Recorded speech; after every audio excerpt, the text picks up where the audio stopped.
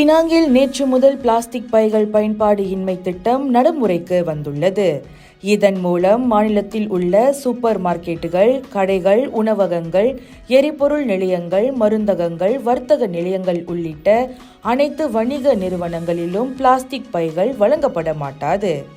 இந்நிலையில் சிலர் பிளாஸ்டிக் பைகளை பணம் கொடுத்து வாங்கலாம் என எண்ணி குழப்பத்தில் இருப்பதாக தமது ஆய்வின் மூலம் கண்டறியப்பட்டுள்ளதாக பினாங் கிரீன் கவுன்சில் நிர்வாக இயக்குனர் ஜோசபின் தான்மெய்லிங் தெரிவித்தார்.